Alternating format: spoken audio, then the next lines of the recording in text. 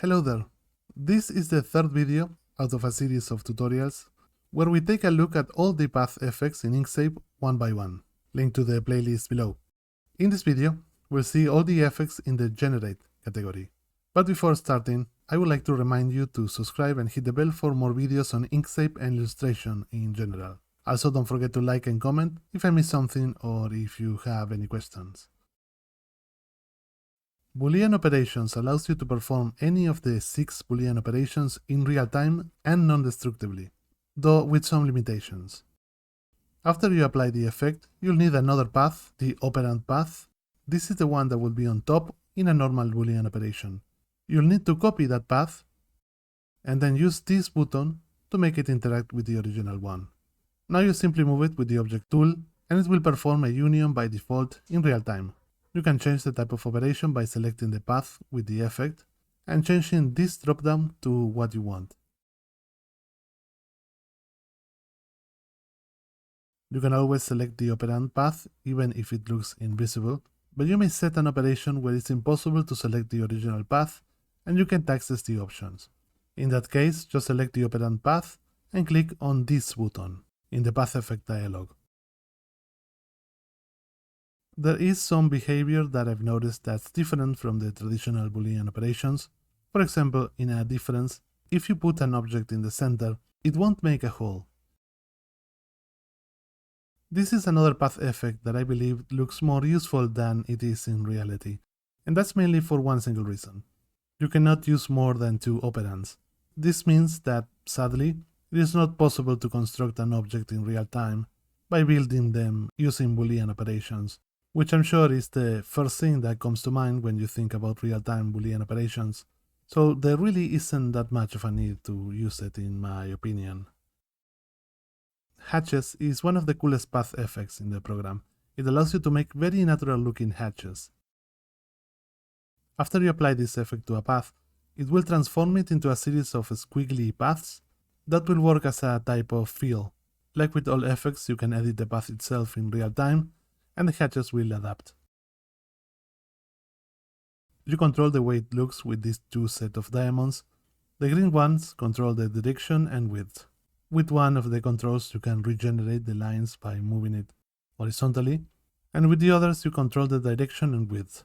Think of it like an arrow you can squash and stretch to get the right configuration you want.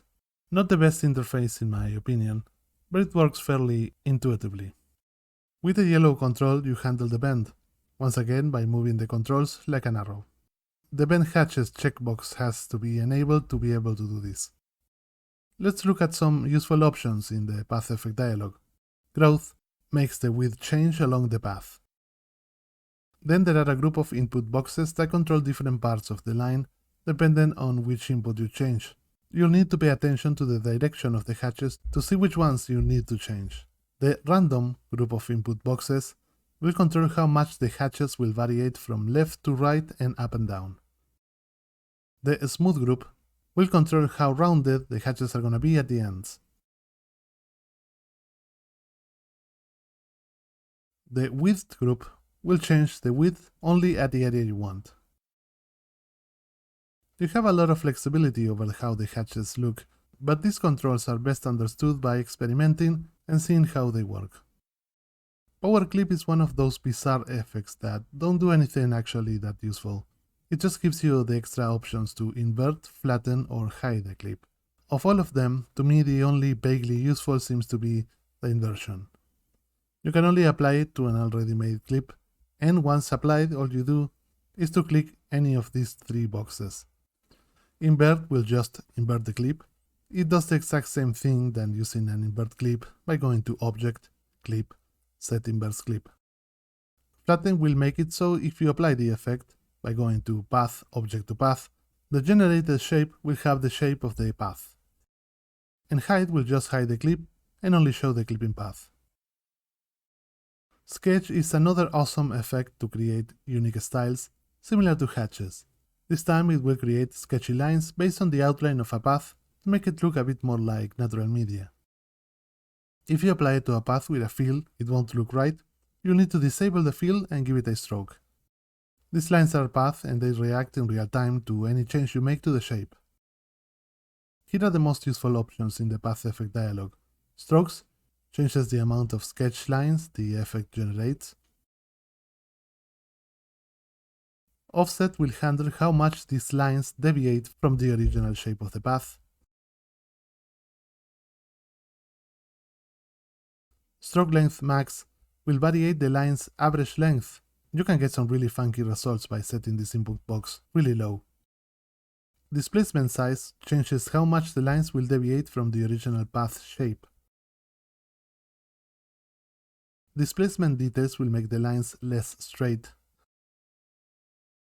Add extra lines will change how many of these lines that leave the outline of the shape are generated. I feel most of the time these lines are distracting, so I like to set this value to 0. If you do want extra lines, length max will change the length of them and how they leave the silhouette. And that's it. There are obviously more options, but those were the ones I thought were the most interesting ones. As with all generative path effects, I recommend you to just try the things out and have some fun with them. One tiny detail that may throw you off guard is that there is no way to give this path a feel normally. The easiest and most straightforward way to do this is just to duplicate this shape and remove the effect with this button, and then send this shape to be below it. Tiling is an effect that allows you to tile an object in different ways. This is one of my favorite effects. It's super flexible and what's better, it works with groups, so you have a lot of power. Once applied, you will immediately see a grid of 3 by 3 with a rectangle on the original object. The original object will be the first copy. You cannot change its position on the grid. You will also see these two control diamonds that control the horizontal and vertical separation. The true power of this effect is in the dialogues options. We have a lot to cover here. First is the row and column input boxes, which allows you to set the amount of copies. The next options can be a bit tricky to understand. Offset % will change the horizontal or vertical offset of the next row of columns, depending on which button you have toggled on. The first one for the horizontal and the second one for the vertical. A couple of things to keep in mind. The offset is only applied every second row or column, which is a common thing you see in design. And second, when you switch the offset type, it will undo any changes you had on the other offset and apply it to the new one, so you cannot stack them. Also, keep in mind you can set negative values so they move in the opposite direction. Scale will handle the scaling of the copies in one of 5 different ways. The first mode will make the entire bottom rows bigger. You can give it a negative value to make the bottom rows smaller. The second mode will make the rightmost column bigger. Again, give it a negative value to invert this and make them smaller. The third mode will make it so the bottom right objects are bigger. Give it a negative value to make them smaller. The fourth mode will just make everything uniformly bigger or smaller. And the final mode will just make everything random within the specified value. Rotate will control the rotation of the copies, again in 5 different modes. The first mode will rotate the bottom rows clockwise.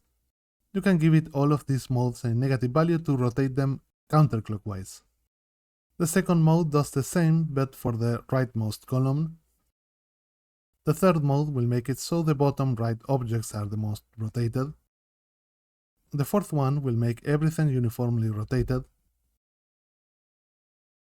And the final mode will make the rotation random within the value set. Mirror transform will work only for rotation as far as I know, and it will make it so every second row or column you get it mirrored, but only after the first row or column, depending on the mode set for the rotation input. Minimize gaps only work with the scale options. It will make it so the separation between the shapes is equal. Split elements will let you select individual copies to give them a unique color or style separated from the other ones. You cannot modify the path or make any other change, just the style. If you want to give them all the same color or style once again, click on the button Link Styles. Finally, I want to talk about the mirroring mode. This is different than the mirror transform checkbox we saw a second ago. These modes handle how the tiling is gonna be and affect all copies. All options we saw previously will still apply no matter the mode set here. You should be able to tell what they do just by looking at the icon. But just because they look a bit confusing at first sight, I will show you what they do using a path that's similar to the shape of the icon. The first mode will just tile the shapes as they are shown in the icon, without any mirroring of any type. The second mode will mirror every other row, like in the icon. The third mode will flip horizontally and vertically every other row. The fourth mode will just flip them vertically, and so forth. All you have to do is to look at what the first 4 symbols in the icons are doing, and that's how the tiling is gonna go. Super easy once you know how it works. Clone Original is basically a slightly better clone copy. It does the same thing as far as I know, with a couple of exceptions. What's more, you have the option in the menu of using this effect to make a clone. In case you don't know, a clone is a relatively obscure feature of Inkscape, where you make a duplicate that shares all the data with the original one. So if you modify the original, the other also changes. You apply the effect to a path that you want to transform into a clone. Then you need to copy the path that will be the original, go to the Path Effects options in the clone path, and hit this button. Now every change you make to the geometry of the original will be replicated in the path with the effect. In the Path Effect options, you do have some extra options, but to me they are kinda difficult to handle. You need to write the CSS and SVG attributes, and honestly, it's not worth it in my opinion. But the one thing that's different from the traditional clone operation is that with this effect you can change the style properties of the clone. They are not linked in this way, and that's a good reason to go for this effect rather than the traditional clone. Interpolate Sub-Paths will generate shapes that are the geometrical in-between of 2 shapes, filling in the gaps. This effect is very similar to the Interpolate Between Paths extension in the extension menu, but in real time. By the way, let me know in the comments if you want me to cover the extensions in the future.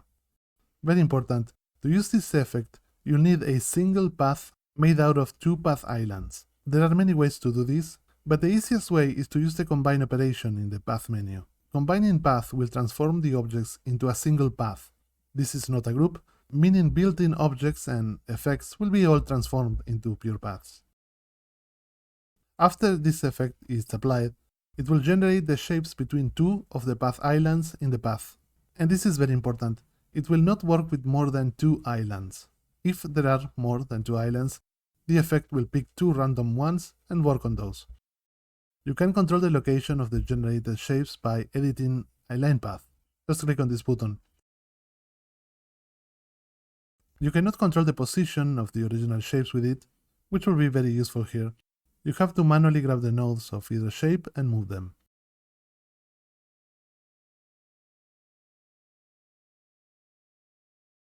Equidistant spacing will make sure all generated paths are equally spaced along the path.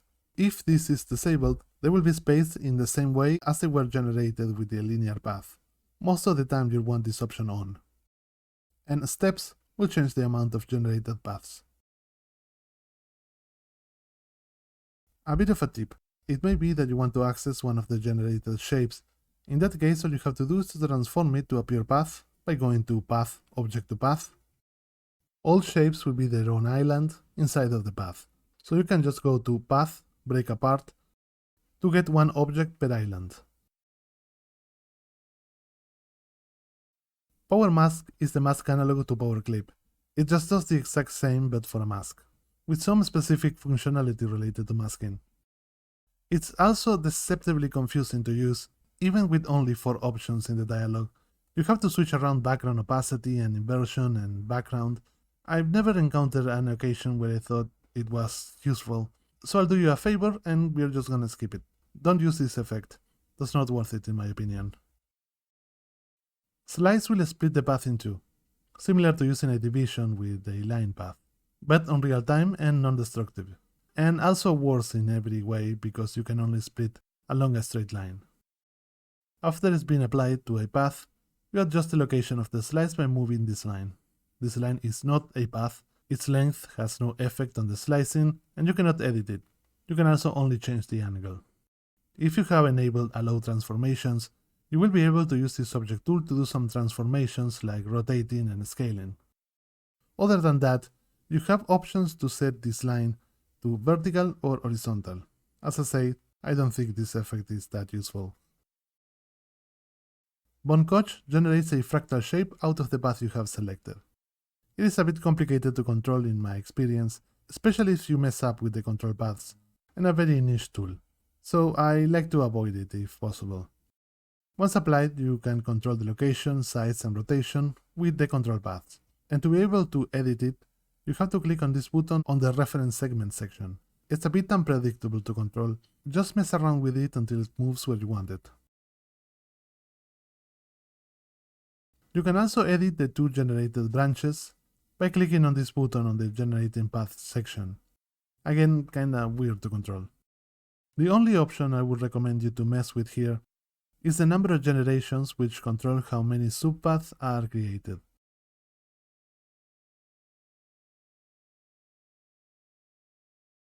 Though if you increase too much this number, then the generated path will disappear. Apparently the quantity of generations are limited by the number in max complexity input. So if you increase the number of generations and they disappear, just set a higher number on this input.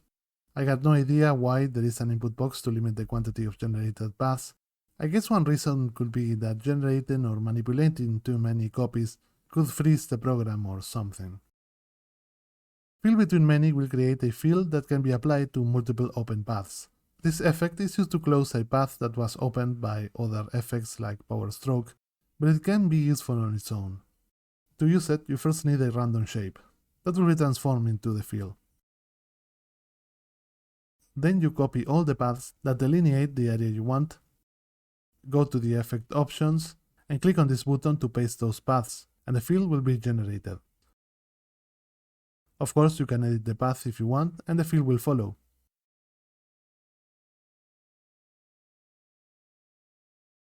By default, the fill will be placed on top of the paths. You can send them below if you want. A little tip here: if you want to keep the generated fill on top and be able to easily select the path obscured by it, remember that you can hold Alt while you click to select an object that's below in the stack order.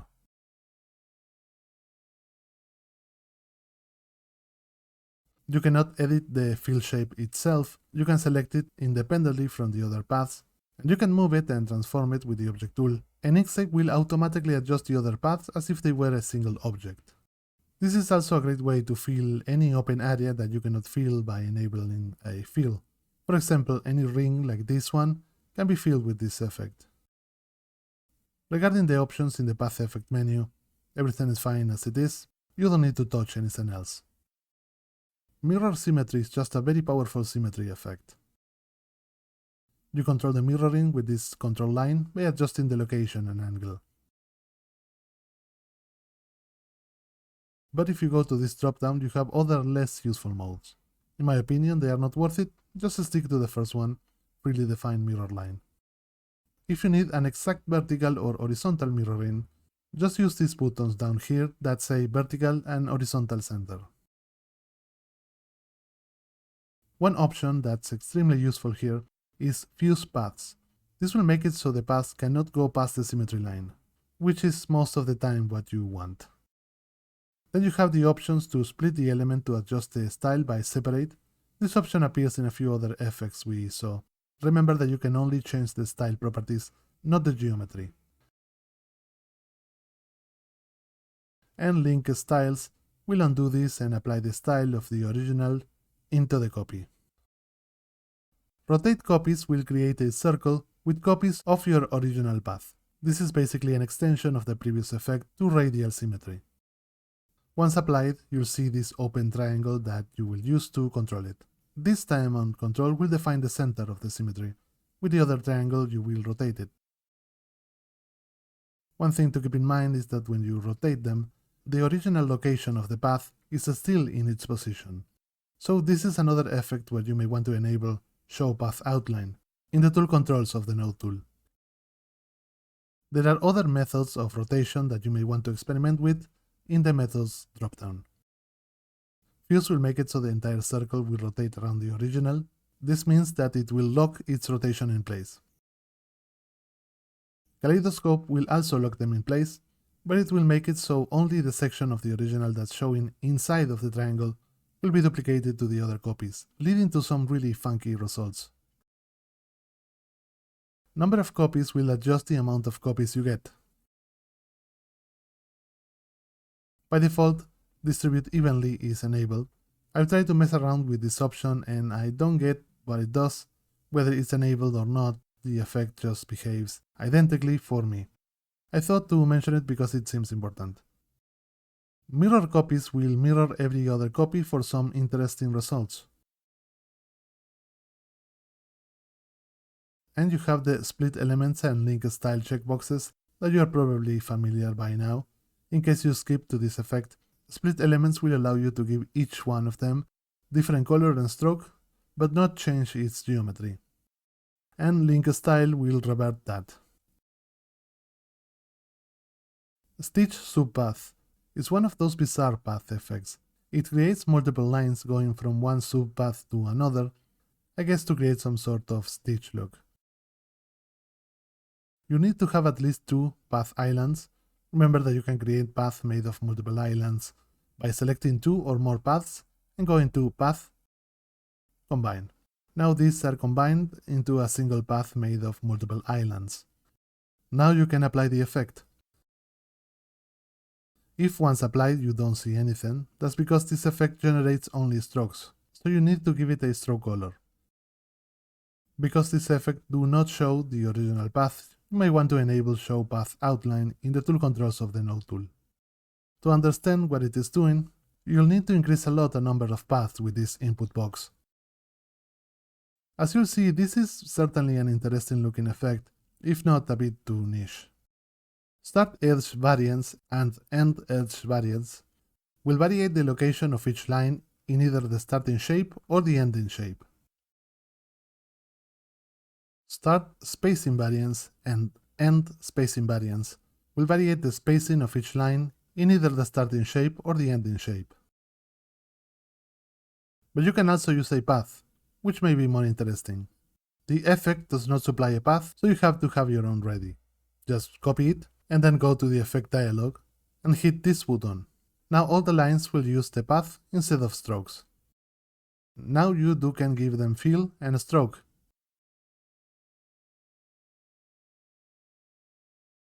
One quick tip here. Pretty much the only use I can think for this effect right now is using it to create this sort of look, where one island is inside of another. And this looks really good when you use a nice custom path. Anyway, you can make the paths bigger or smaller by scaling them with scale width. And if you want to preserve the shape of the custom path as you spread the islands apart, you can enable scale width, which will do just that. And that was it for the generate category of the path effects. We still have the convert category to cover, but we'll see that on the next video. For now, remember to like and comment, let me know if these are being helpful, and subscribe for more tutorials on Inkscape and illustration. Bye.